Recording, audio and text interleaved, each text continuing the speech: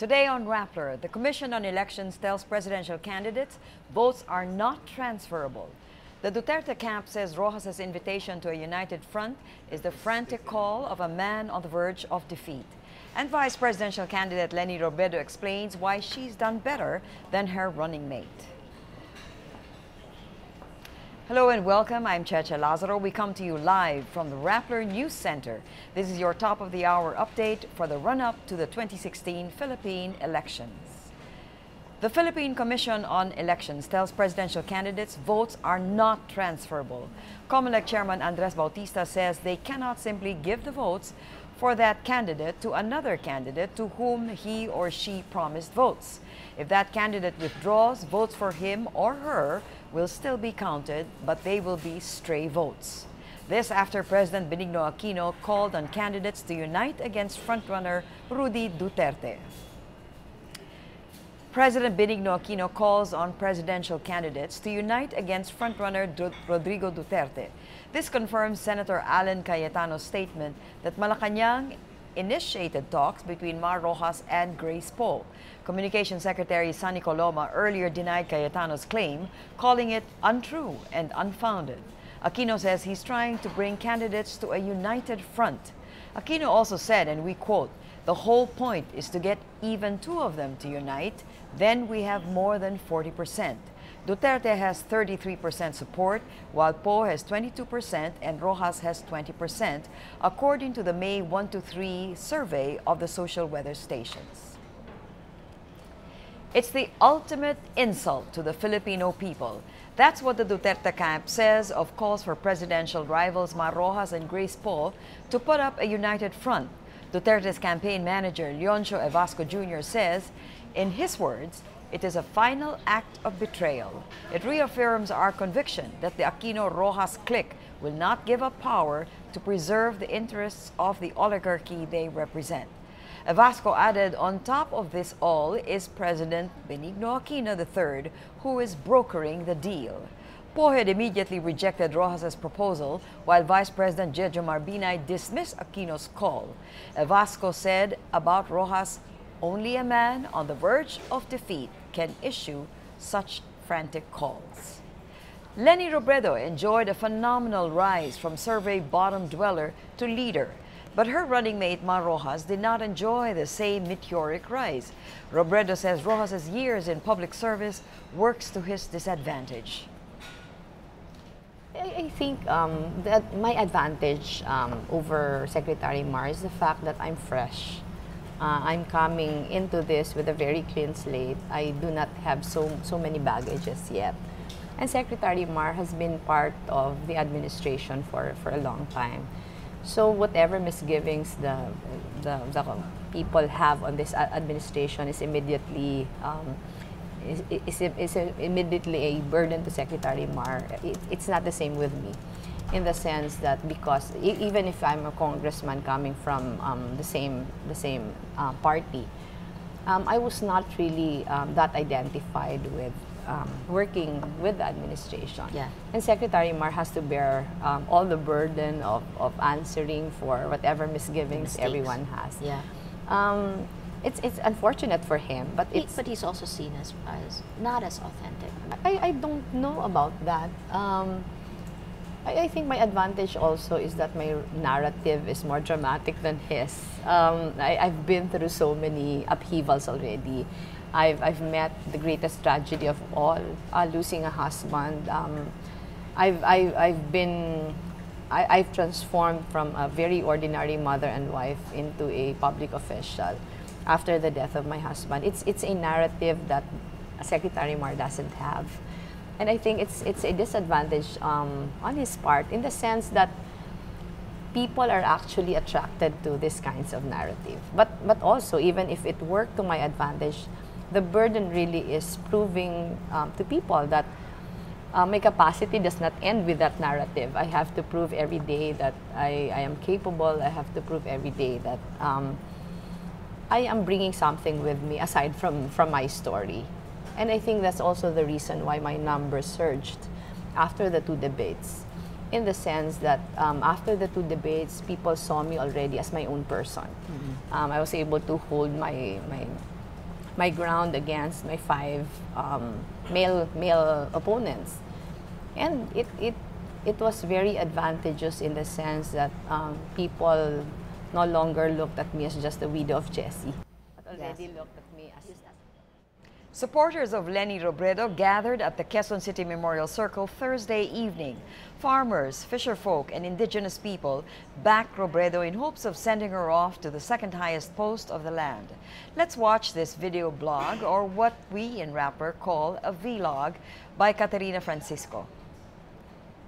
In 2007, Leni Robredo met the Sumilao farmers in Naga City as they marched from Bukidnon to Manila in a bid to secure their land. Nearly 10 years later, the farmers are back in Manila in a show of support for the Camarines Sur representative as she guns for the vice presidency. Robredo faces a tight battle ahead. She's neck and neck with Senator Bongbong Marcos, who's banking on the strength of the Solid North vote. Throughout her campaign, Robredo's message has centered on uplifting the lives of the marginalized. And 3 days before Election Day, here at the Quezon City Memorial Circle, it's these same groups, farmers, fisherfolk, and indigenous people, who are now backing Robredo's bid in hopes of sending her off to the second highest post of the land. Caterina Francisco, Rappler, Manila.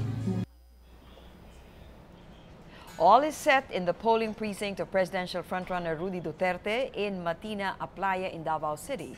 Officials say the school has put in place crowd control measures to deal with Duterte supporters and critics on election day. Duterte's media group chief, Peter Lavinia, says the mayor has been receiving death threats since he declared his candidacy. A SWAT team and 30 additional forces will be dispatched Sunday to secure the perimeter of the school until after the election day. The Palawan Regional Trial Court grants bail to former Coron Mayor Mario Reyes, allowing him to campaign for the May 9 polls. Reyes is one of the suspects in the murder of journalist and environmentalist Jerry Ortega. His brother, former Palawan Governor Joel Reyes, is also accused in the case. Ortega exposed corruption in Palawan and accused the former governor of misusing the Malampaya Fund. The Reyes brothers are running for mayor and vice mayor of Coron. Both were arrested in Thailand on September 20th for overstaying. Marlon Racameta, the gunman who shot Ortega, was sentenced to life imprisonment in May of 2013. To watch more, click on the link on this video.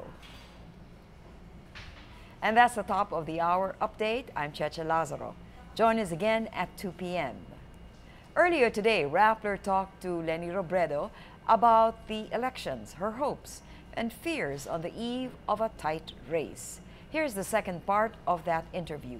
You can find the first part of the interview in our 12 p.m. broadcast.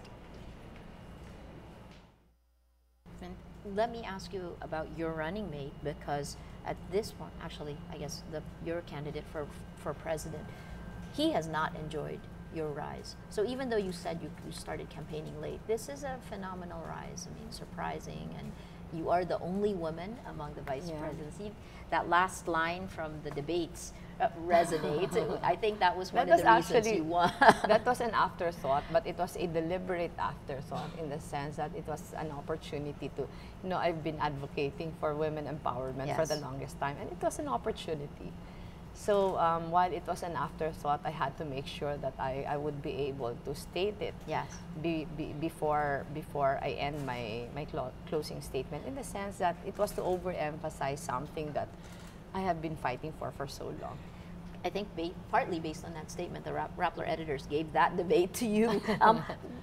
Why has Mar Rojas not done better? I think that my advantage over Secretary Mar is the fact that I'm fresh. I'm coming into this with a very clean slate. I do not have so many baggages yet. And Secretary Mar has been part of the administration for a long time. So whatever misgivings the people have on this administration is immediately immediately a burden to Secretary Mar. It's not the same with me, in the sense that because even if I'm a congressman coming from the same party, I was not really that identified with working with the administration. Yeah. And Secretary Mar has to bear all the burden of answering for whatever misgivings everyone has. Yeah. It's unfortunate for him, but But he's also seen as not as authentic. I mean, again, if you go as a keyword for these campaigns, authenticity, that seems to be a criticism. I don't know about that. I think my advantage also is that my narrative is more dramatic than his. I've been through so many upheavals already. I've met the greatest tragedy of all, losing a husband. I've transformed from a very ordinary mother and wife into a public official after the death of my husband. It's a narrative that Secretary Mar doesn't have. And I think it's a disadvantage on his part, in the sense that people are actually attracted to these kinds of narrative. But also, even if it worked to my advantage, the burden really is proving to people that my capacity does not end with that narrative. I have to prove every day that I am capable. I have to prove every day that I am bringing something with me aside from my story. And I think that's also the reason why my numbers surged after the two debates, in the sense that after the two debates, people saw me already as my own person. Mm-hmm. I was able to hold my ground against my five male opponents, and it was very advantageous in the sense that people no longer looked at me as just the widow of Jesse, but already looked at me as you established your own identity, right? Yeah. In terms now, let me throw some questions from social media. Thank you for your tweets and your Facebook posts. This is from Twitter at Vanunu. If elected as Vice President, would you let anyone or any political entity influence your decisions or actions? I cannot really say, but it's something that I pray for every day.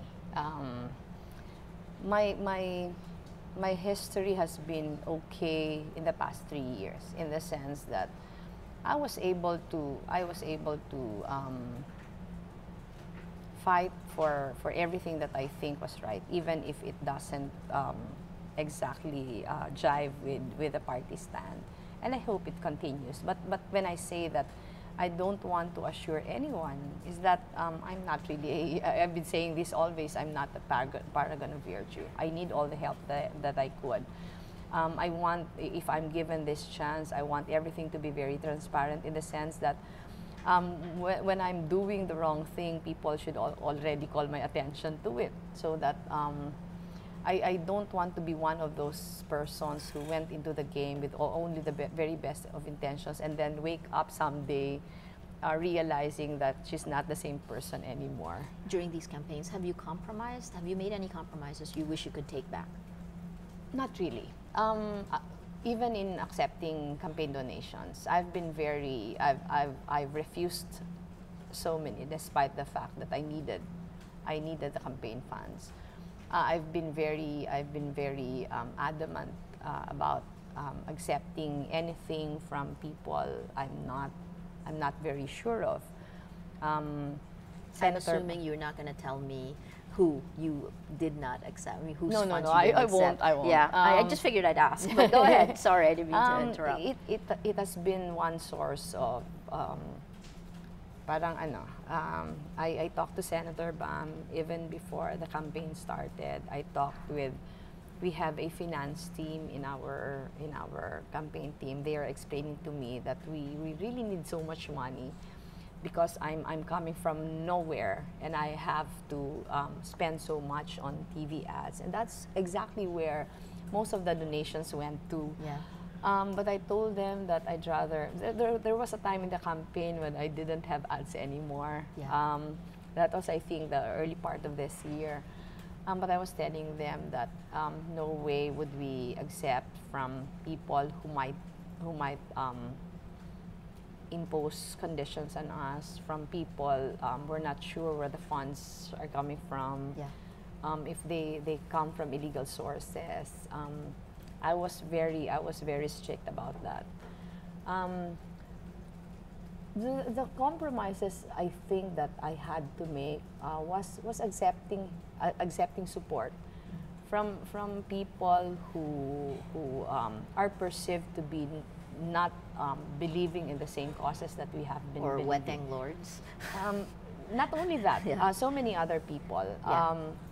I have been criticized about that, but you know, it's not something that it's not something that I regretted, in the sense that I always remember what my husband kept on telling me when I criticized some of his supporters also, and he was telling me that you know, we're asking help as long as there are no conditions. It's even an opportunity for us to, you know, to have a sort of influence Sway. on, yeah, and no judgments, as long as you do not become a party to whatever. So it's actually something that I wasn't very happy to do, in the sense that I knew that I will be criticized.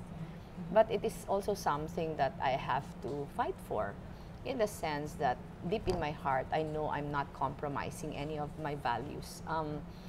The only thing that holds me back is the sense that, you know, I know that with the support of this person, I know that I will have supporters who will actually criticize me, but I have to explain to them over and over again that this does not come with a price at all.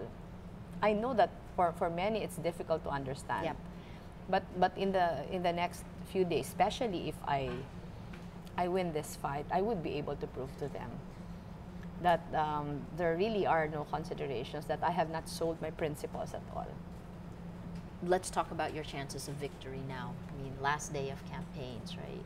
What needs to happen for you to win?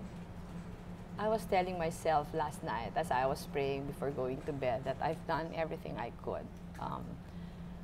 I have fought for what I think is right. I was very masipag in going around.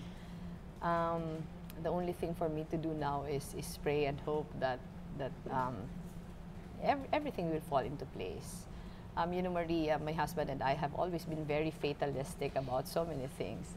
I was telling myself, even if this fight is very difficult, I don't think I would have been in this situation if there was no mission for me to fulfill. Everyone who knows me would know that I never had any political ambitions. I did not seek this out. In fact, when it was being offered to me already, I still resisted it as best as I could. But you know, the call for service was really loud and clear. And I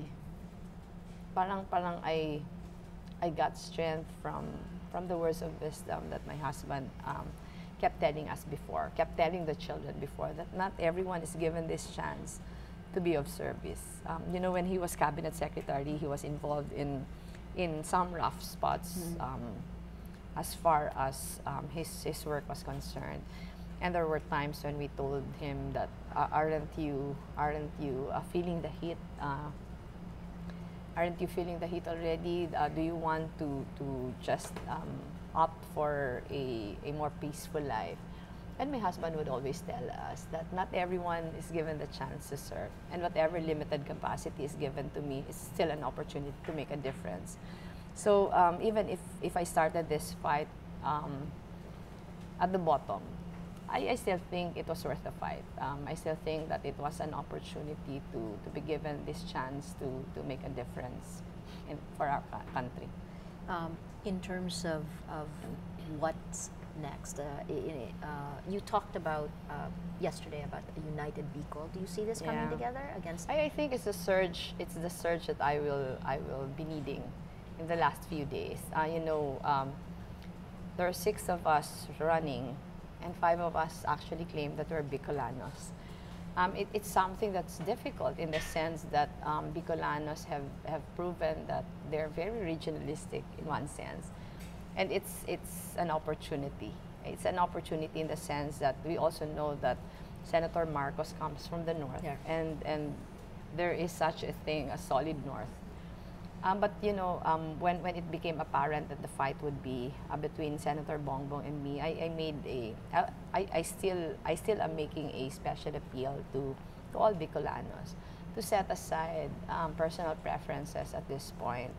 You know, Maria, I think that our region has been marginalized for so long. We haven't had a Bicolano president. We haven't had a Bicolano vice president. There is so much that the region needs, and this is one chance for us to be given that attention.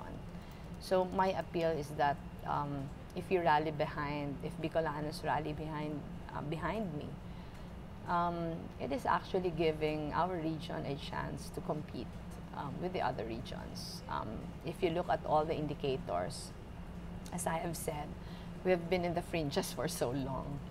And this chance doesn't happen every 3 years. This is, I think, except when Senator Rocco ran for president. This is only the second time that we have an opportunity to have someone there. It's not just about me anymore. It's about this opportunity for us to be given that attention. So my last question, actually, I ask you to pull out now, given what you've known, these 2016 elections are actually fascinating to watch the campaigns. It's, I think, the most divisive elections of all. I guess, how would you describe both the campaigns first, and then after that, I want to see how you see the country. You know, I'm to be very honest about it, Maria, I'm not actually very happy about how the campaign has turned out. It has been very divisive in the sense that people have been fighting each other just because they're protecting and supporting their candidates. Yes. It's scary in the sense that we don't really know if this continues after the elections. You know, we each have our preferences, but the way we have articulated our preferences is quite scary in the sense that when you look at social media now, I hope it's just in social media, but when you look at people in social media now, everyone is fighting everyone, and I don't think everyone is screaming. Yeah, no? I don't think there's so much hate. There's so much hate out there. I don't think it's what we need. So I think after the elections, everyone should join hands and ask for healing for the country. Whoever makes it should lead everyone in trying to forget everything bad that happens in the last elections and already look forward. I hope that anyone who wins these elections would be very magnanimous about everything and would already put the interest of the country foremost in the agenda. And to call on everyone to unite and look at the future together, because it's scary if this continues after the elections. You know, when President called for unity, I think he was also afraid of what will happen. But you know, this is also to make an appeal to our supporters to have a healthy respect of the preferences of everyone, because at the end of the day, we're all Filipinos. If this country succeeds, it's all for the good of all of us. If this country doesn't, we're the ones to bear the burden of it all. So there's really no point in making this very personal. I hope that all the bad things that happen in this campaign will end on Monday. That's a more rosy way of looking at it. But I'm hopeful that after Monday, everything will be better. This is positive and negative, right? The fact that people were so engaged and it was vitriolic, but at the same time they were engaged. I mean, do you see that's a good part of it? That's a good part of it. I think it's even worse if people are actually not interested. I think it's the beauty of social media, in the sense that people feel that they have a stake in these elections. People do not just accept crap from anyone. People are actually interested in issues that each of the candidates are fighting for. I think to a very large extent, social media has been very crucial in educating everyone about every candidate. I think that's the beauty of it all. But you know, as in anything, for every advantage, there are 10 disadvantages. And the challenge for us really is to, again, to use the word, marginalize all the disadvantages and to make it stop. In Right tech words, after. it would be we need to optimize. Yeah, yeah. You know, I think social media has done tremendously well in unifying all the you know, disconcerting voices of everyone. But the unfortunate thing is there is also so much abuse online, Yes. and it has to end. Well, hopefully there are test cases now that have been Yeah, filed, yeah. right? I asked you what you thought about the country, but maybe even better, let's end with this question. Today's the end of campaigns. Tomorrow is a quiet day. People vote on Monday. What do you want people to think? What do they need to look at for the country? I want people to think that this elections is not about any of us candidates, but it's all about the future of the country. You know, we have been so engaged, we have been so into it as far as supporting and pushing for our own candidates is concerned. But at the end of the day, we're just pawns here. The interest of the country is really at the core of these elections. So when they go to their respective polling places on Monday, I think foremost in our minds and in our hearts is the question, who will best lead the country? Because the future of our children would be in the hands of whoever would win in these elections. It is not anymore about Mar Rojas or Mayor Duterte. It's no longer about me or Senator Bongbong. But it is about who will best lead the country forward. Fantastic. Okay, thank you. Thank you, Thank you. Lenny. Thank you, We've been Maria. speaking with Representative Leni Robredo. She is now in a statistical tie for first place in the race for the vice presidency with Bongbong Marcos. It is the last day of campaigns. Watch closely, think clearly, and make sure you vote on Monday. I'm Maria Ressa. Join us. We'll be live at 12 with Cheche Lazaro, and we'll continue through the next 12 hours.